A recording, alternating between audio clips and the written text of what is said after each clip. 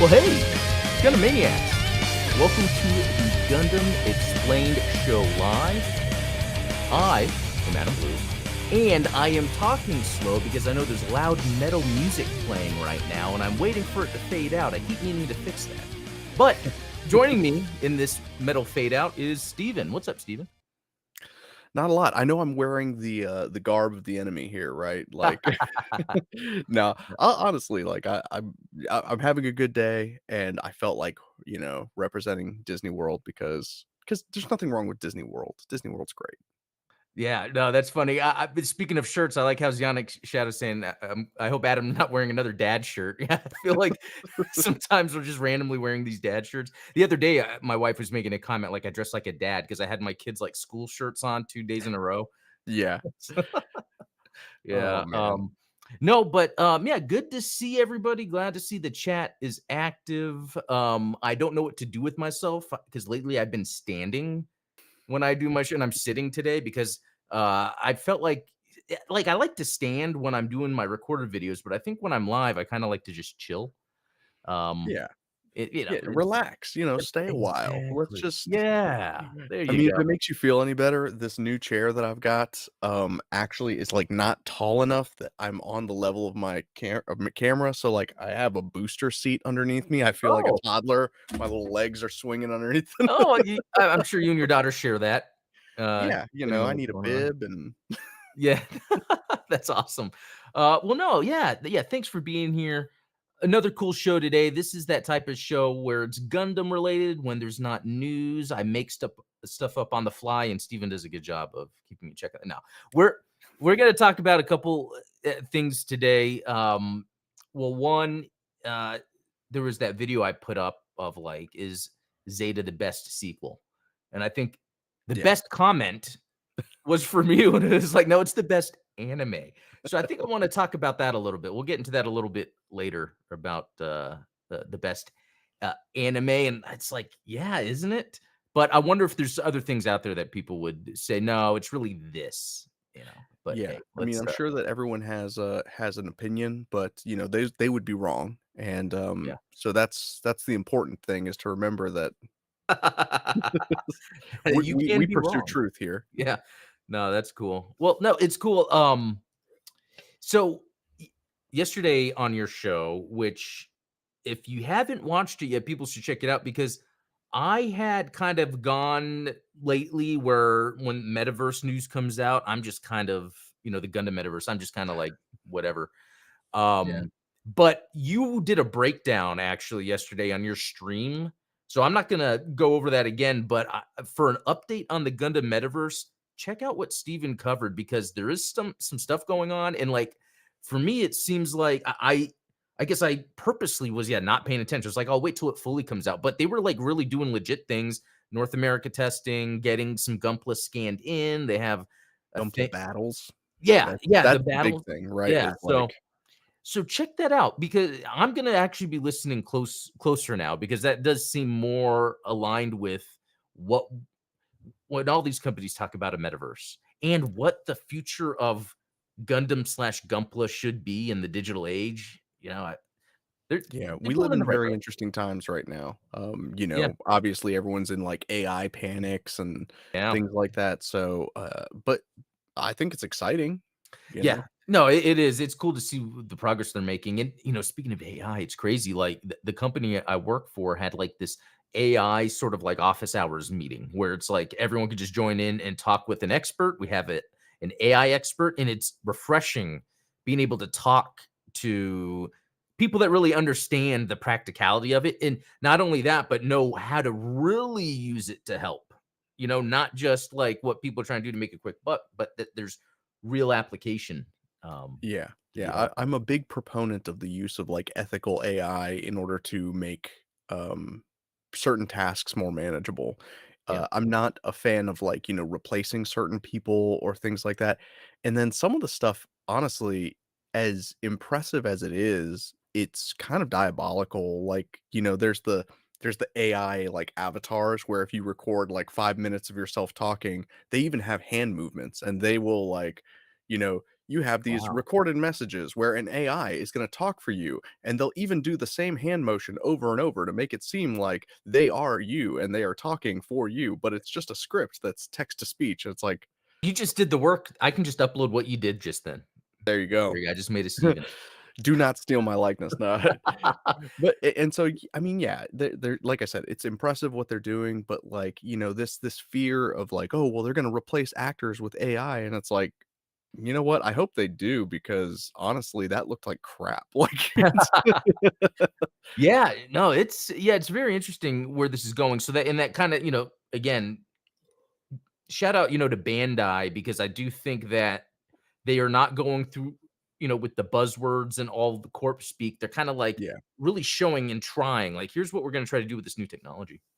Yeah, and obviously they're not chasing a quick buck because, Yeah. I'm sure that hundreds of thousands, if not $1,000,000 have gone into this project so far, and they have not seen a dime from it. So Yeah. it's like so you have to think they are putting the time and effort into making this project something special, which, they could have just crapped out like a little VR, Well, you and know. and that's what's interesting because did you know that and I think it was last week, Bandai Namco released 3 indie games for free. That's Which is and I should actually at least try them. One of them, you're a dog in a house and you can just kinda, like, mess around with everything. But that's neat, and it doesn't make sense to me because it's like, yeah.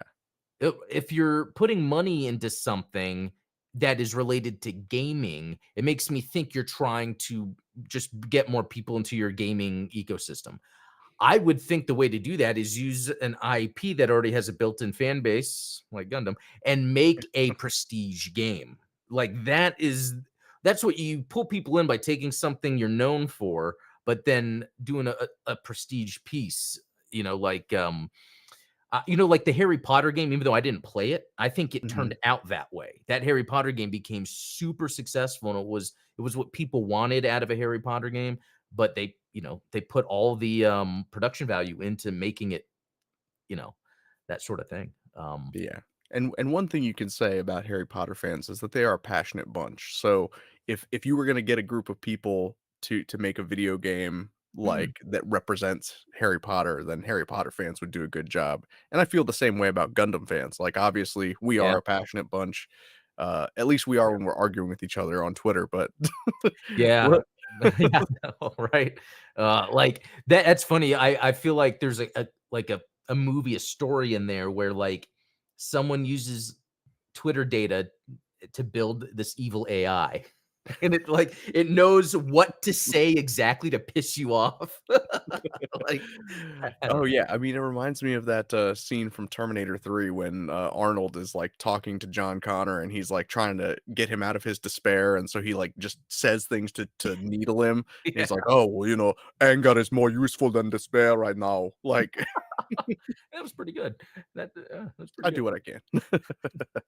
No, yeah, so that was actually very interesting. 3 Bandai games. I'm gonna have to check them out. For sure. Yeah. I mean, shoot, I only just realized that there was a Sonic Steam game, where it's like Who Murdered Sonic the Oh, Hedgehog? that's right, yeah. And it's free, right? Yeah, Yeah, it's like that's very that smart and flew Sega to completely do. under the radar. Yeah, like some random like the genre, and it's very interesting. I like these little things. And actually, yesterday, I don't want to veer too far off of Gundam, Oh, yeah. but there's that Triple I initiative, the indie game stuff. So a lot of cool indie games, being announced in a time where I think we're going to see less AAA games. So, and that really makes me think of what future Gundam games are going to be. Like, Gundam Breaker 4, not a big budget game. It's most likely a smaller budget game, but like what other Gundam games? Like there was a whole bunch, that Bandai said they canceled. So who knows if those were Gundam or not? Yeah. So now let me ask your opinion on something. Mhm. It seems to me like there's a lot of studios right now that seem to be kind of outsourcing their IPs and outsourcing Yeah. their game development to either smaller studios or at least studios that are adjacent to them in size. And it allows them to kind of broaden their reach by allowing people, who aren't directly tied to the company, play with these IPs. Do you think that it is more beneficial to take that approach, or do you think it's more beneficial to do what it seems like Bandai is doing right now, where they're kind of consolidating all of Gundam games, like, under the, Bandai Namco Entertainment branch, where it's like everything's done in Unreal 5, Yeah. everything's, being published by the same company. Do you think that a decentralized approach works better, or do you think that it's better to have everything, kind of in-house? That's a good question. It's something I think about often. Isn't that weird? But no, really, I think there's a little bit of there's multiple things going on because sometimes developing in-house is super expensive if you don't already have a team.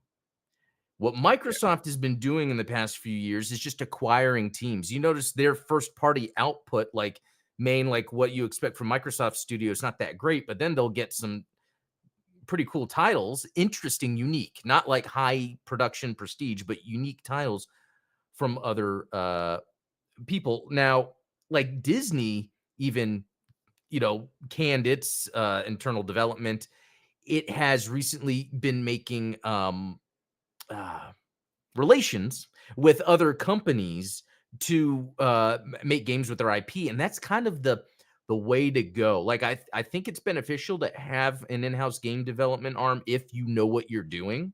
Yeah. But if not, and I think Microsoft realized this, that I mean, Halo was really Bungie, even though they were under Microsoft. Microsoft knew, let's get that developers, have them make a game. I think Sony, if you notice, their studios have always been very interesting studios that they would bring in, but have a lot of oversight from PlayStation. Yeah. And so I think it depends on the company, the brand. I think if for like a Gundam example, they really should be allowing other companies to make games with their IP, just with the note that I think Bandai tends to be a little more restrictive maybe with what people do with their IPs in terms of people haven't really, but I can only imagine if they're working with a team on a game, if you look at their past developers, it's developers are always working with. But I do think it would be beneficial for them to outsource, kind of like how I mean some of these examples might be bad, but with the Star Wars stuff with Disney, I mean Jedi Survivor, Jedi Fallen Order turned out good. It was a mainstream style game. Yeah. But then there's these other Star Wars games sometimes that are just like, okay. And what's another like Lord of the Rings? Has there been a Lord of the Yeah, there's been some recent Shadow of games. Mordor stuff or, like. Well, even more recently, there was a game, wasn't it so bad? It got like the lowest, it was like a Hobbit game, I think, and it got like such a low Oh, score. yeah, it was Gollum. Gollum, yeah, that's right. And I think that's an example of, wasn't it where the IP was available for other people to make use of?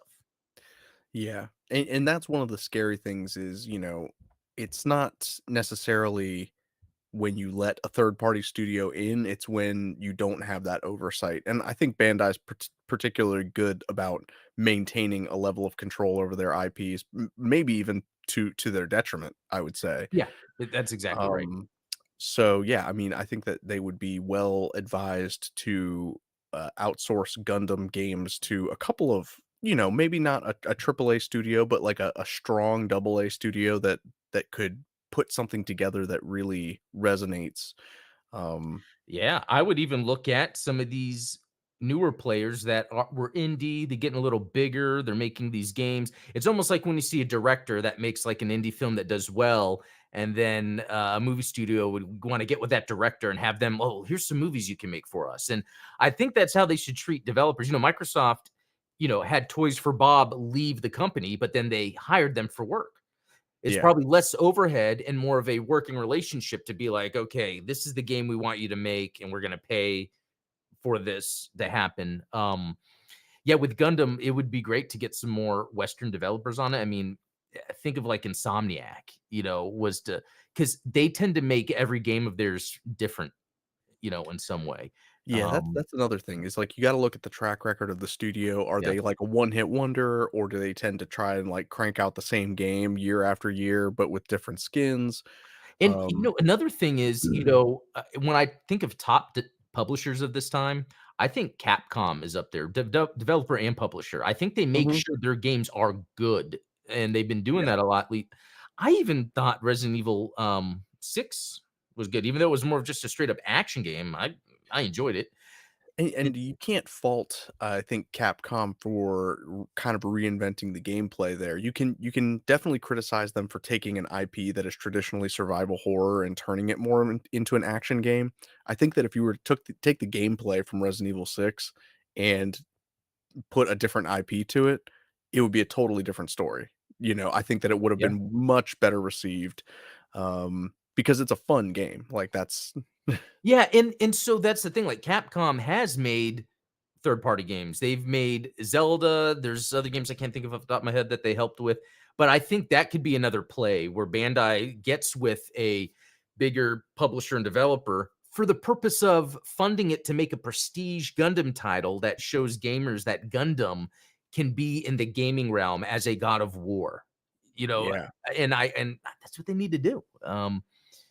But anyway, I could say what they need to do, but it's until we do what they need to do, and we will one day. That's right. Um, okay, something else I want to talk about, and I know I've asked you this before, probably every week. Are you watching the X-Men? I'm not up to the latest Okay, episode, but I don't mind spoilers, okay, so we okay. can and I've read enough X-Men comics in the last 20 years Oh, that, okay. Cool. I'm not sure that they could throw any surprises at us. Okay, that's neat because you know what? I was talking to my brother the other day. He's my older half brother. He knows more about comics than I do. And stuff was happening in X-Men 97 that I didn't know was an X-Men thing. Hmm, And like for one, that Cable was born from a Jean Grey clone. Like yeah. I didn't know that, and so my brother was telling me like this stuff has been in comics and stuff, and I guess they're just continuing that. Which is making me want to go read the comics then, to be honest. But Those this comics are good. okay, good, yeah. But this latest episode, like I even thought the two previous were kind of just okay, but this one did an all out Gundam like destruction scene. It Love it. was and it was with the Sentinels. So those are giant robots. You know, that's Gundam adjacent. Okay, we're getting me excited. And it was awesome because it did the thing where it used and I it's because of you. I always do this. When I'm watching animation, why did they animate that? Yeah. There has to be a reason. So you make me think about that a Yeah. lot. And it made me see with this episode how deliberate they are with a lot. Like at the beginning of it, I was almost mad. Like, why are they going in this direction with all this stuff? To it be flipped on its head by the end. And we had a disaster scene. Not only did it have sentinels running around like giant mechs, but this master mold, I don't know too Yeah. much about it. Yeah, it's like a sentinel that makes sentinels. Yeah. So, I mean, if we're gonna talk about, like, the scary part of AI would be, like, self-generative AI, and that's essentially what Master Mold is, right? Is like, Okay. you Yeah, I know didn't know that. So it works on its own. There's not like a pilot.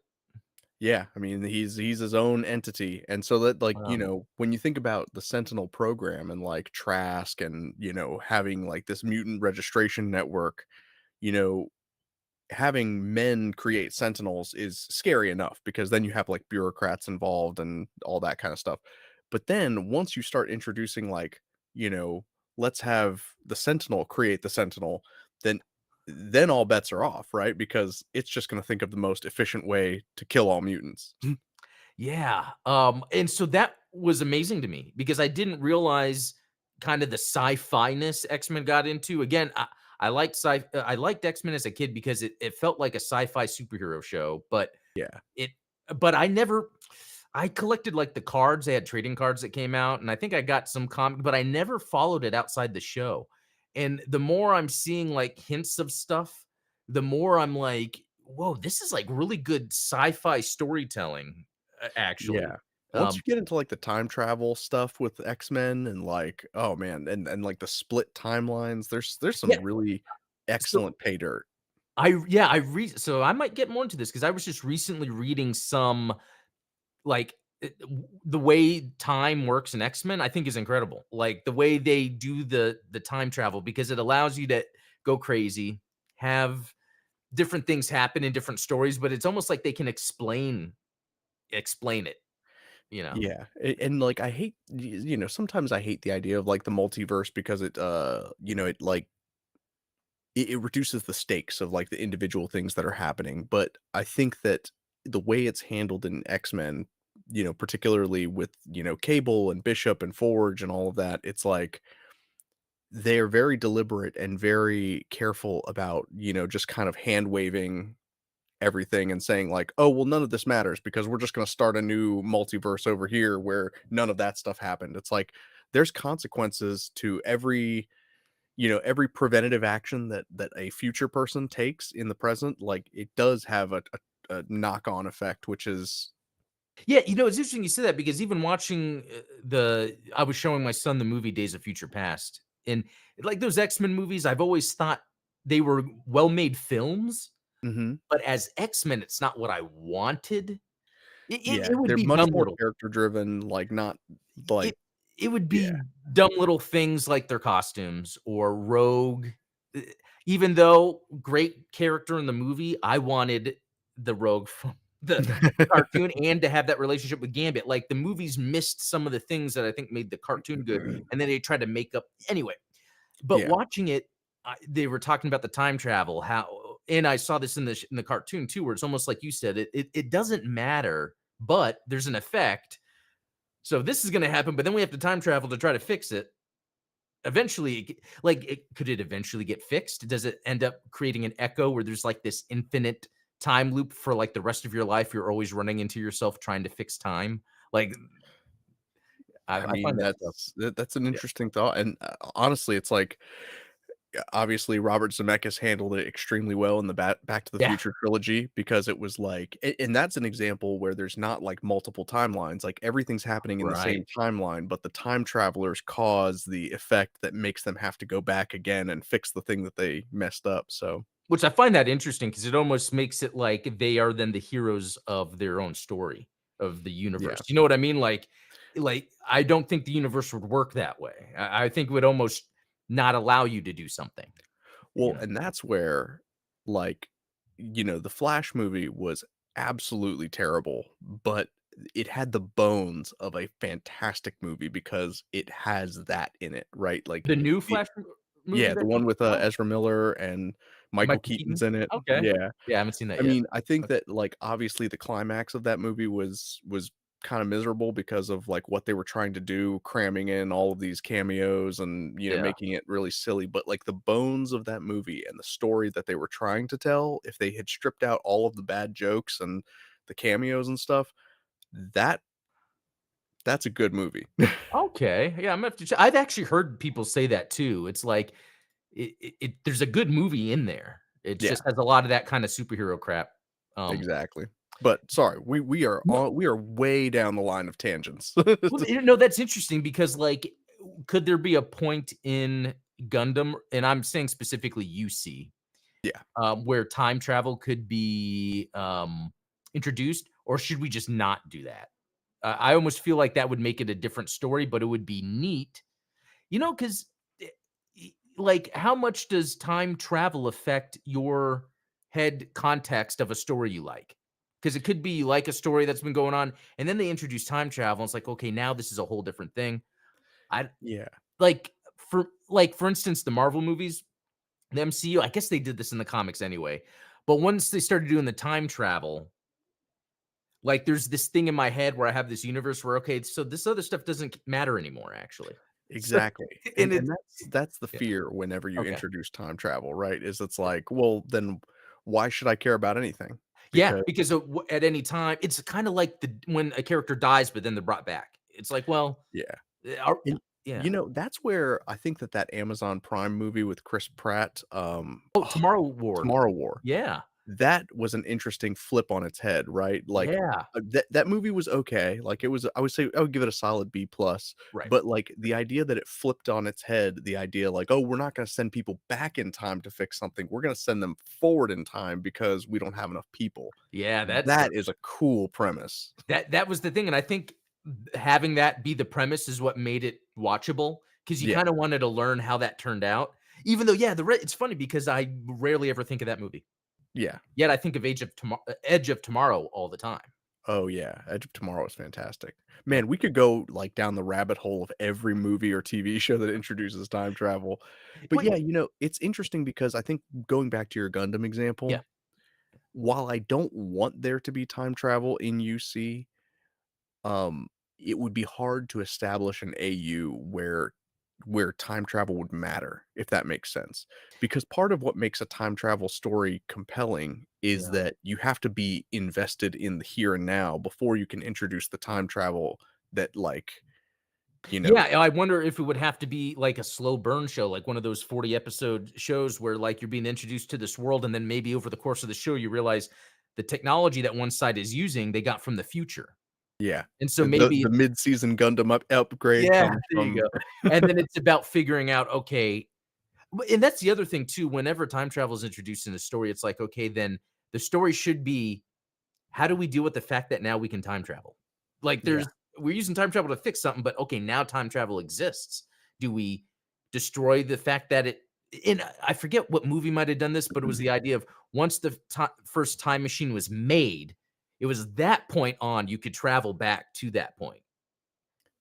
You know what I mean? oh, that's pretty I cool. forget what movie or show that was, but it was the idea where they could only go to where they had made it.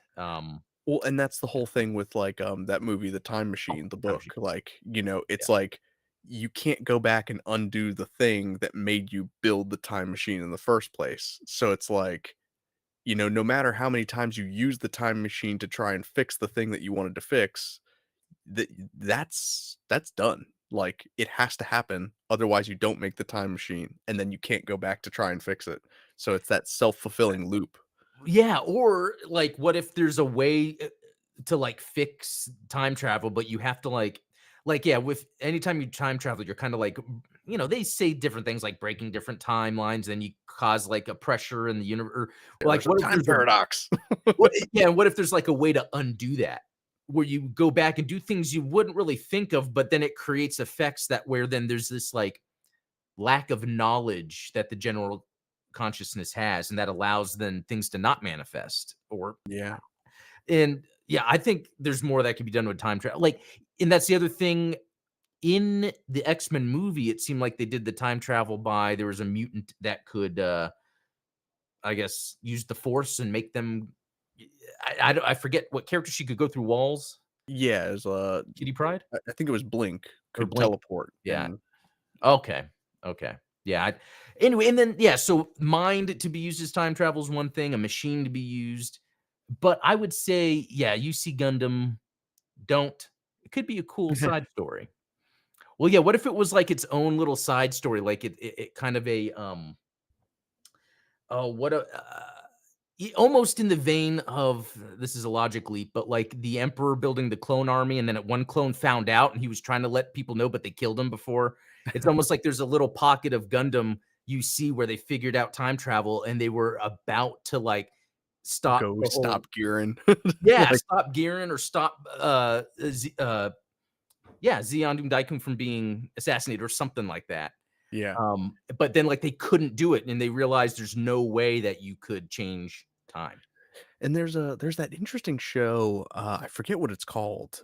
I think it's, like, called, like, 1964 or something like that. The one that's, got James Franco in it, where he's a time traveler trying to, like, fix things that happened in, like, the '50s and '60s. Oh yeah. I heard And about what's that. interesting about that show is that the characters that are in the time that he's in, they all feel uneasy around him and they start like, being like, "You shouldn't be here," like they start to There's a recognize that he's sense. like a foreign body that doesn't belong in that time, which is. I love that concept. Okay, I'm gonna have to check that out too. I've heard it because I feel like there would be some sort of conscious effect with time travel that would yeah, that's what I was Especially if talking you have about. new types, like. Yeah. Oh, okay. So what if it goes there? What if there's this new type that's able to make people travel through time or something by touching them on their head or I don't know, and Right, they because you can see it adjust. in Gundam narrative. I think, Ultronymous in chat brought up, like, Unicorn and, like, Banagher and Full Frontal going to the end of the Oh, that's universe. right. So, Um, okay, that's right. They did do that thing, and I like how they described it because it wasn't anything that had really major effects on anyone outside of that instance really occurring. yeah. Yeah, so you bring up a good point. We're going to move on from this, but I do think time travel could probably be used in more subtle ways than what a lot of movies or shows I think feel like they have to do.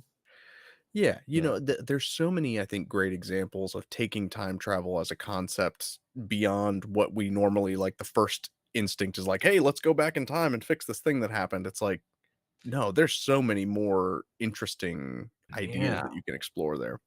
I'm gonna have to keep that in mind. Um, but next up, and actually, yeah, to end it here with the X-Men thing, really, what was just amazing for me is watching that episode, I realized something I like about it that's in Gundam, and that's tone. It's I'm not being talked to like a kid, even though it seems lighthearted in nature, but dark when it needs to be. So it's almost like you can have a positive connection with the heroes, but then when serious crap happens, you really feel it. And Gundam does that. The X-Men show does that. And so I think that's that common thread. So then when the Sentinels popped up in the city, I was like, hell yeah, this is And that's keeping with the thread of, like, the '90s X-Men cartoon, right? Like, yeah. Morph is killed in the first episode of the cartoon, and it's like, you're sitting there, 5, 6 years old, you're like, ba na na na na what just Yeah. happened?" Like Well, yeah, I was showing my son yesterday's episode, and dude, even the way it ends, like he was like, "Whoa!" Like it's pretty crazy. Oh, man. But yeah, so a couple things. I made that video about the Lego Nexo Knights. Had you Yeah. ever heard of that? I had never heard of those. Okay, because I guess yeah, it was 2015, 2016, just like medieval cyberpunk, like techno punk maybe, but like it was the knights. They fought an army of automatons and they had mechs and they even had jet fighters and everything was neon. And like to me, that aesthetic was amazing. And then as you saw in the video, there was like the three main mechs that I bought because Yeah. whenever I remember just going to Target to buy Legos for the kids, and then I'd see these mechs, and I'm like, these look Ooh. like mechs from something I would get into. And so yeah, I'd buy them and um but it was unhealthy. I went all out. I ended up buying It's all dangerous. of the other Nexo Knights that weren't even mechs. I bought the castle, but it was just fun with the kids having that castle and all the mechs. Yeah. It's yeah, it's cool stuff. So it's like I feel like it's so obvious for there to be a Lego Gundam or RX-78-2. I think that's probably been talked about a whole lot. To me, that is a prestige thing. Back to the Future gets a DeLorean. Yeah. In Star Wars, they have like the helmets. Like I feel like Gundam, that would be a simple, like that would be an obvious thing. Have a little Lego guy in the Yeah. truck. I mean, you don't even have to have, like, a full line. Like, I know that a lot of Right. franchises have, like, there's a whole Lego Jurassic Park line, there's a whole Marvel Lego line, but even just a one-time partnership with Lego Yeah. would do wonders for Bandai and for Gundam. Probably more so than an F1 partnership, but that's not No, but real I mean, and that's the thing with it being Lego, it's something someone can buy, then Yeah, have at their house, and they're like, "Well, I built this out of bricks, oh, there's this thing I can build, that's already kind of that looks more like what it's supposed to be," and then you get yeah, people into Gunpla that way so easily. Um, yeah, I think that needs to happen. I would even think it would be cool again, it would be like I think they did, yeah, the DeLorean like that. There's a few others where they do these prestige, Lego releases. And yeah, just think if they had an RX-78 too, and it had the core block, like they just did that thing to make people go, "Wow, this is a uh, neat thing." So yeah, hopefully they do it. I would let them know, but they don't really listen to me. they don't listen um, to anyone, don't take it personally. yeah, good point. Okay, so the other video I dropped was something I felt like I've always wanted to talk about, but I didn't know how. And it came to me when because I always loved it. I love thinking about when creators make sequels because what is Mm, the driving motivational factor behind a sequel? Most of the yeah, time it's money, but what if there is that other story to tell? yeah, So like George Lucas had an idea to tell stories, but it's funny that when then they go into production to tell the story, it's something different. But at least he had those concepts and ideas there. And yeah. I wonder, and I haven't heard this, like, did Tomino have more to the original story?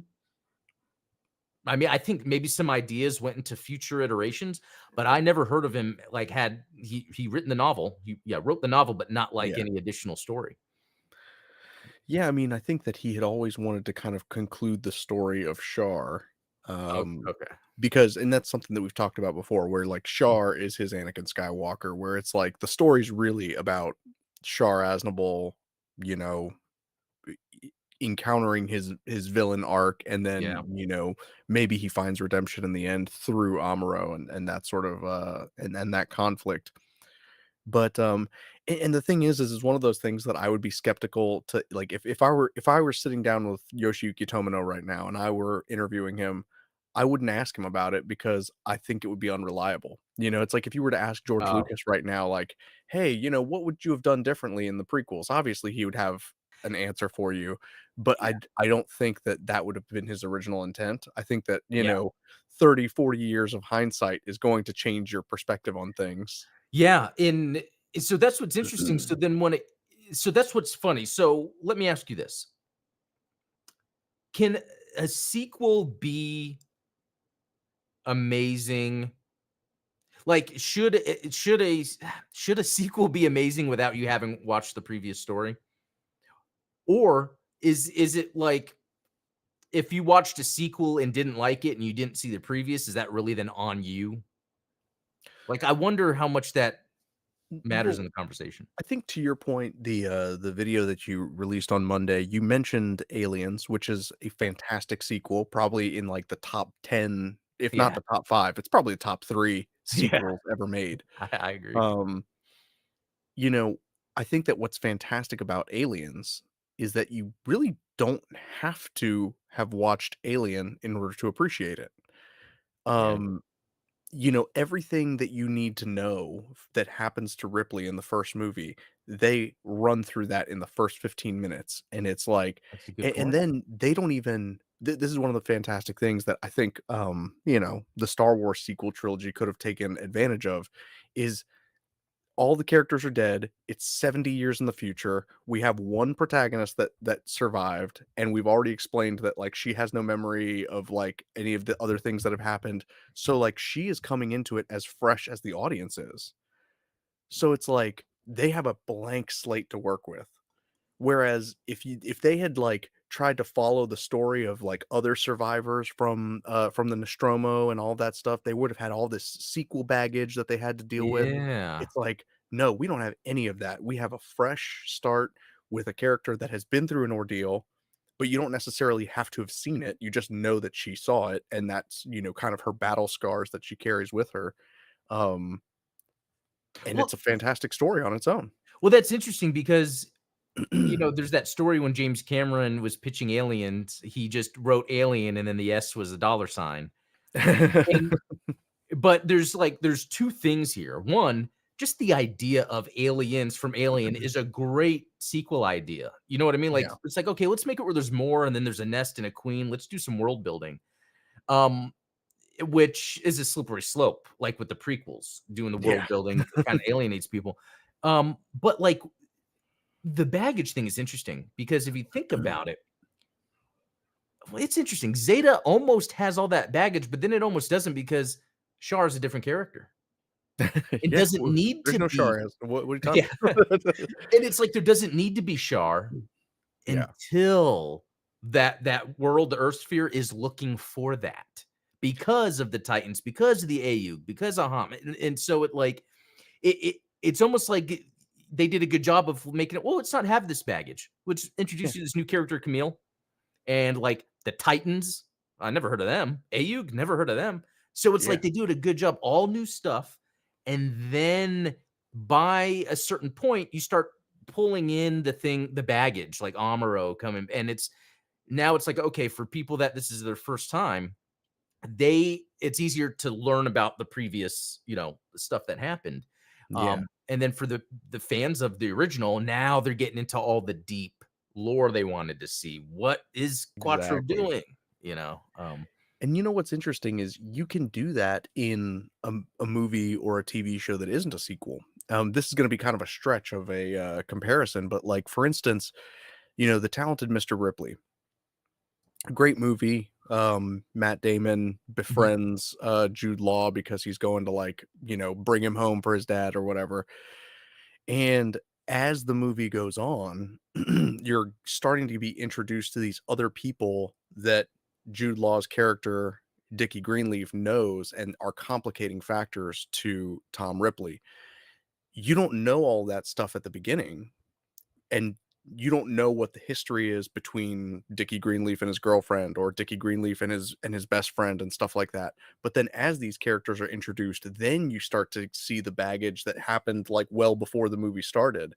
And so in the Oh, wow. same way, you can craft a sequel where that's the case, where it's like, like you said, in Zeta Gundam, you don't appreciate who Char Aznable is until you start seeing these other characters come in, and it's like, wait a second, this guy Kai seems really mad at this guy Quattro, who is obviously not who he claims to be.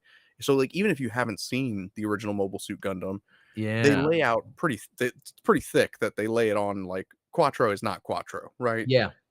And then as other characters come in and start interacting with him, that's when it becomes a problem, and that's where it becomes interesting. Like, This is yeah, I'm glad you said this because what this tells me is Zeta does work even if you didn't see the original.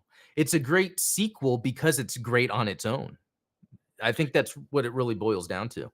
Um, yeah, and like you said with aliens. So I think you kind of helped me figure this out more. It's like you can't actually make it not have to directly, you don't have to see the original story for it. Like a sequel can be made well by not having to be a direct reference from the beginning of, it's more of like, here we're in yeah, this world again, but we'll then kind of slowly introduce the stuff, and if you think about with aliens also, I guess the only real callback they really do is more of like the motherly nature Ripley has with Newt, knowing that after that first one, once you get another one, like her daughter had already, lived or whatever. So it's like, okay, that's that character development based on everything she went through in the first one, yeah, leading up to that. So that, but other than that, they didn't really have to do much. I mean, they had the android thing, but they right. flipped it on its head. And Yeah. honestly, it was explained away with one line, right? Like Yeah. Paul Reiser's like, "Oh, yeah, so she has a problem with androids because they had an incident with the artificial human on board." Like, Or that's like, oh, they all it don't make takes. them like that anymore or something. Yeah. Yeah, yeah, Those are right. the old models. Yeah. Um, so Yeah. yeah, That's, sometimes all it takes is one line of dialogue to dismiss an entire, you know, previous plot thread that might have yeah. been a hiccup to the movie. Okay, so that's another common thread I'm seeing where it's minimal dialogue, but very conversational in order to give some of that historical context. Flipping things on their head, like with the android. I didn't call that in the video, but that's a good one. How the android was kind of bad in the first one, but in this one was good. Kind Yeah, of like how with the Titans and AU, it's almost like, okay, who's bad, who's good? It's so yeah. These are some good common elements that. Okay, I want to talk about Gremlins 2 real quick because yeah. that one is like, it's almost like it's just making fun of itself that it exists. But I guess it works because the first one already had humor. So it's not like you're making fun of something that exists. It's like you're playing it up more. It kinda reminds me of, like, the Tremors movies where, like, Oh the yeah. first Tremors movie is full of jokes and humor and stuff like that, but at the end of the day, it's still a scary movie, right? Yeah, And then, like, every Tremors movie from then on is, like, just playing back on the same jokes that it is. Even so, though the second one is fantastic. yeah, the second one's great. And then I think they're not, they get progressively worse, but they're entertaining for a little bit. Sure. Because I think there's been 5 or 6, and even the last one that came out, like, it was on, Vudu, and I went to my buddy's house because he grew up watching them, and we're watching, we're like, "Wow, this is bad." It had, like, Jamie Kennedy in it, even though Oh, man. it's like, he's pretty cool, but why in that? No, but no, going back then to, Zeta, like, okay, in chat too, what else would you guys consider to be like the best anime? And I know that's like a loaded question, but I think some things that come to mind are like Akira, Evangelion when it comes to like what people talk about. And then there's even like the Studio Ghibli, but then it also gets into, well, anime is really just a means to deliver a story. So you Yeah. can't really say what's the best. So I wonder if we do this in context of, like, a mature storied, um Well, and certain anime is basically written to be like serial, like it just keeps going, right? Like Dragon Ball Z, Bleach, Naruto. Like these are like the shonen type anime, they don't have like a finite conclusion because every time there is one, they just push it, they Oh, just keep that's kicking right. the can down the road, and like, oh, well, this is now Boruto, not Naruto, it's the kid, right? So it's less about, like, a contained experience and more of just, like, some ongoing fun, like Right. yeah. So I would exclude those if only for the purposes of like, when do you really get the satisfaction of the story being over? Or is there satisfaction to be had from closure? Like, do you There is want the closure story to always just needed. keep going? Yeah, are there levels of closure? Like, maybe it's more important what a character did rather than what the conclusion of the world is. But also with Zeta, even I feel if I look at the designs in Zeta, they are still ahead of their time. And Yeah. I wonder if people I feel that when I look at it, but I wonder if people would look at Zeta and be like, "Whoa, that looks good for 85 or whenever it was." And so I wonder if that's like an element of that. Do you know what I mean? Where if people are Yeah. when they saw Zeta for the first time in '85, that had to have been amazing looking. Like just the designs, the animation. And I wonder if that elevates it because it's almost like you watch something and then your mind changes. It's like, wow, that can happen. That can do that. The Zeta design, for instance. I don't Yeah. think there was anything as modern and future looking as that. The Zeta design didn't have any super robot elements, you And know? I think for the first time in any sort of, anime or television series, you had a truly, like, sci-fi spacecraft. Because if you think Mm. about any other transforming mech or any other, like, jet fighter, you always have, like, a clear canopy, you have, like, a cockpit that you can Yeah, see from the outside. The Zeta, in its Wave Rider mode, it's not like a core fighter, it's not like Starscream from it's not like from Macross where they're like jets, right? right. It is its own, like, self-contained flying machine, right? Using its same technology no matter the mode, because they Yeah. have that 360 cockpit, so it doesn't matter if there's a glass or not, on the cockpit of its Wave Rider mode. So it's like it's using the sci-fi elements to be a modern ship and, mobile suit. Which is like, when you think about, sci-fi ship design, you there's always, like, the question of, like, well, why does it have to be aerodynamic if it's gonna be in space, Yeah, right? And so that's always like a point of contention for like sci-fi realists. And so like yeah, the design of the Zeta Gundam, the design of the Methus, like the Gaplant, these are all transformable machines that when they're in their flight mode, they could have just gone with like yeah, just make it look like an F-15 and, whatever. But yeah. it's like no, we created like something special, like a really distinctive design that has a very identifiable silhouette and and it fits, like you said, within the technology of the universe. Yeah. Yeah, it is pretty amazing because even that I can only imagine someone seeing the Mark II at first, which is a great evolution of the original, and then the Zeta, and then getting those goofy, suits, the Gap plants and whatever other, suits that show up later. What was the other one? The, The Gazas, Method? I think Oh is like some of oh, the the Hammurabi? yeah, there you go. That's another Yeah, one where it's like, wow, this is so and I'm just thinking, if I'm in '85 watching this for the first time, there's not only that happening, but, like, the intrigue of the characters, the intrigue of the world where it's really hard to know what's good or bad. Also, a character that's the main character at the beginning is being detained, he's running away, you're like, "What is this?" I feel like yeah, there's so many elements that it's like, even if you don't like it, I'm sure it would have an impression on you. Uh, there's just so many things Zeta does that a lot of shows just don't do or wouldn't do. Um, yeah. Especially the abuse, slapping people all the time. Yeah. But anyway, so going back, like, would you do you think there's a general consensus that like Zeta is a I don't know if better is the word, more profound experience than like Evangelion? I mean, that would be my personal opinion. I think that, EVA fans are they're a pretty rabid bunch, Yeah, so that's the thing, and I haven't watched it, and I know Autonomous gave me a guide actually for that, so I gotta there you follow go. that. Yeah, I think that certain things just kind of connect with people more, and obviously there's the nostalgia factor, right? Like whatever you watched when you were 15 is like gonna stick with you more than anything you watch now, right? Although, So as an interesting case study, I watched Zeta for the first time when I was, like, 38, you know? see, it shows how well it holds up. That's what I'm saying, like, that's why I'm so shocked and so excited about Gundam was when, I saw Zeta and I was like, "Oh my god, this is ahead of its time even right now." Um, Yeah. yeah, because 'cause I'm telling you, when you said that comment, like, it's "No, is this the best anime?" I'm like, "Yeah."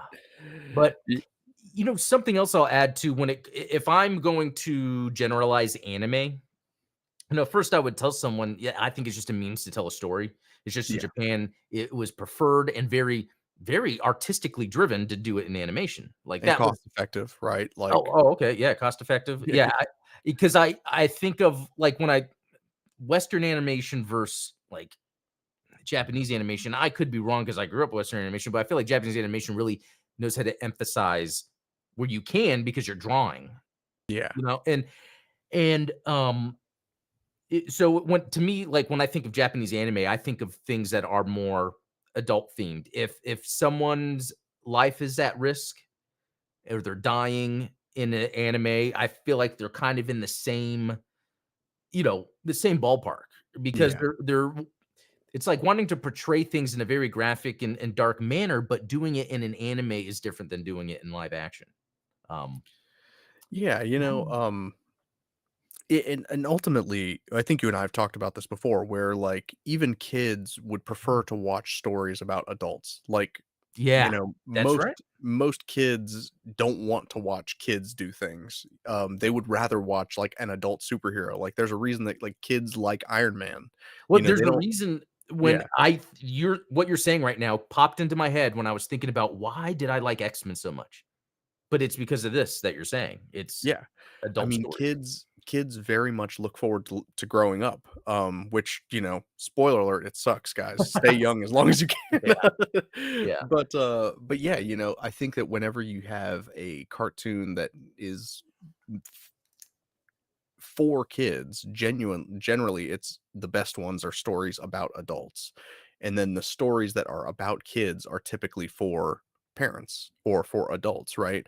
Like, for a Bluey is a family. fantastic Yeah. cartoon, and it's entertaining because it's bright colors and sounds and stuff for kids, but at the end of the day, who's the ones making all the Bluey memes? Like, it's the moms that are crying at Yeah. the end of the episode because, like, "Oh my gosh, Bluey walked to her mom," like, you know we're reliving the moments that Yeah. are important to us as parents, right?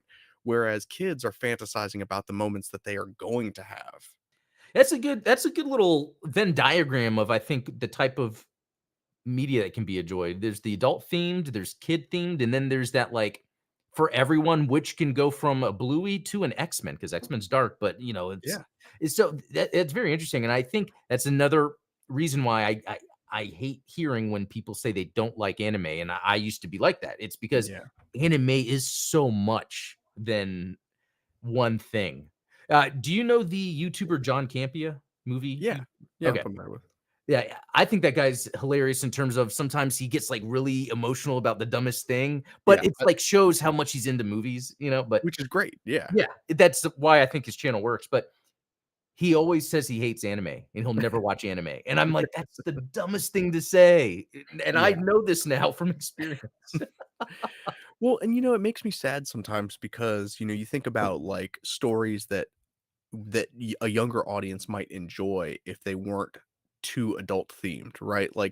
Yeah, I could imagine enjoying a TV show like The Witcher when I was, like, 8 or 9 years old, but of course, tons of swear words, tons of sex scenes and things like yeah, that, and it's like, you know, sometimes that stuff can be interesting, but, like, a lot of times it's just gratuitous. Like, I personally, I hate yeah, Netflix dialogue that's just like, "F this, F this, Fity F, F that," and it's like, you know, there's a time and a place for swearing, I think, and I Netflix agree. has completely gone off the deep end when it comes to that, and, like, I hate sounding like such a prude and stuff like that, but it's No, like, if you can't tell your story without that, then you don't have a you're story.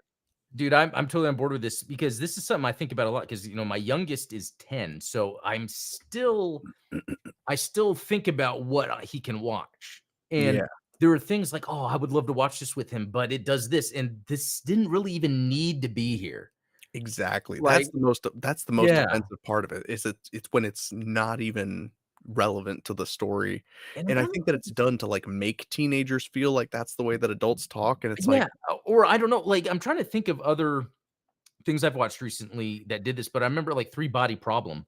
I mm, don't know if you watched it, but the beginning of the first episode is overly gruesome to where, yeah. like, before it gets gruesome, like, it's bad, and I get the point, and then it gets so gruesome that my wife was like, "I can't watch this. What are we watching?" And I was like, "Man, if she could just stay for the rest of the show, it's interesting." Mm, But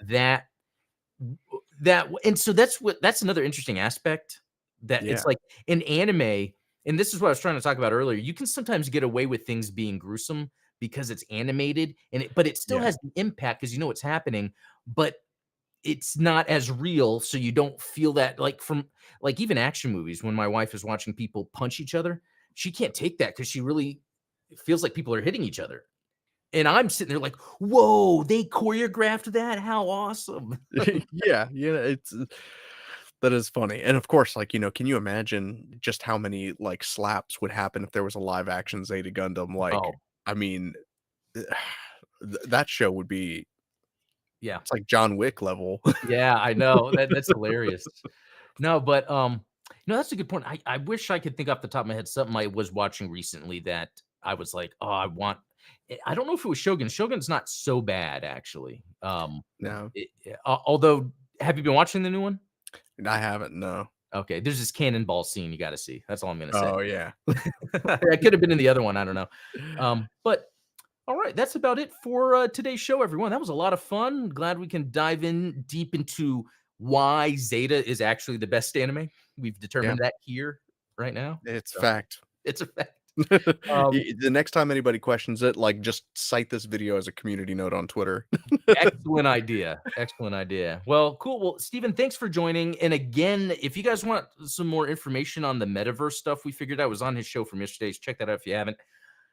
Links in the description for various random crazy things, in our Discord, we have fun there, but, yeah, we'll be doing this again next week, so everyone, have a good one. Thank you, thank you. See y'all.